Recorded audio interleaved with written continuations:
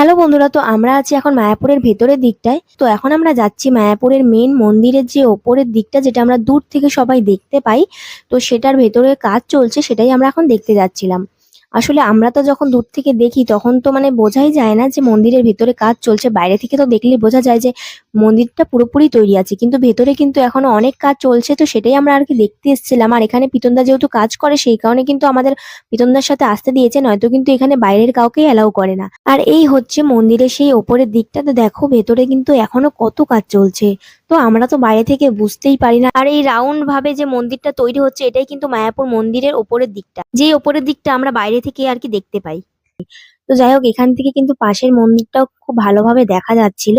আর যেহেতু আমরা দুপুরবেলা করে প্রসাদ খেতে গেছিলাম, সেই কারণে অনেক বেশি রোদ ছিল। তাই জন্য কিন্তু আমরা আর কি চারিপাশটা ভালো করে ঘুরতে পারিনি তখন। তো মায়াপুরে যেই ফাঁকা জায়গাগুলো আছে, যেখানে আর কি বসার জায়গা রয়েছে, তো আমরা এখান থেকে আর কি সেখানেই যাব। তো এখান থেকে আর কি আমাদেরকে বিতনদা আগিয়ে দিয়ে তারপরে ও কাজের রুমে চলে গেছিল। কিন্তু এখান থেকে বেরোনোর যে গেটটা ছিল, ওখানে যেহেতু অনেক সিকিউরিটি গার্ড ছিল, তো সেই কারণে ওনারা জিজ্ঞেস করছিল যে আমরা যার সাথে এসছি সে কোথায়। তো তাই আমাদেরকে বলছিল যে নেক্সট টাইম যখনই এখানে আসবেন, অবশ্যই যার সাথে এসছেন সে যেন সাথে থাকে। আর মন্দিরটা দেখো এতটাই বড় যে আমার ফোনে পুরোপুরি ভাবে কভারই হচ্ছিল না। আর পুচু এখানে কোলে উঠতেই চাইছিল না, এত রোদের মধ্যে ও নাকি হেঁটে হেঁটে যাবে।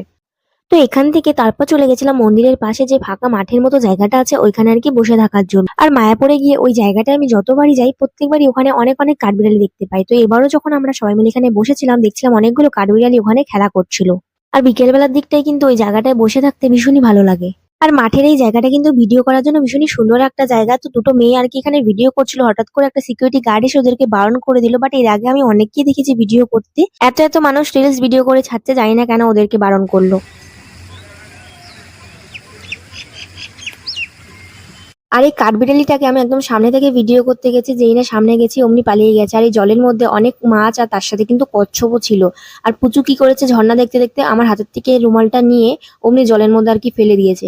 তো আমি তো দেখিনি, তারপর আর কি সবাই বলছে এই রুমাল ফেলে দিয়েছে, রুমাল ফেলে দিয়েছে। তারপর আর কি রুমালটা তোলার পর দেখছি কি আষ্টা গন্ধ। তারপর বাড়িতে এসে আর কি রুমালটা কেচে দিয়েছিলাম। আর এখানে দেখো রুমালটা ফেলে দিয়েছে, ফেলে আবার চুপচাপ কি সুন্দর দাঁড়িয়ে রয়েছে। তো এই রোদের মধ্যে আমরা আর কি বেশিক্ষণ এখানে থাকিনি। তো ভেবেছিলাম বিকেল বেলার দিকে বাড়িতে যাব, কিন্তু পিসেমশাই তাড়াহুড়োর জন্য আমরা আর কি তাড়াতাড়ি এখান থেকে বেরিয়ে গেছি। তো এই ভিডিওটা এই পর্যন্তই, দেখা হচ্ছে অন্য কোনো ভিডিওতে। টাটা।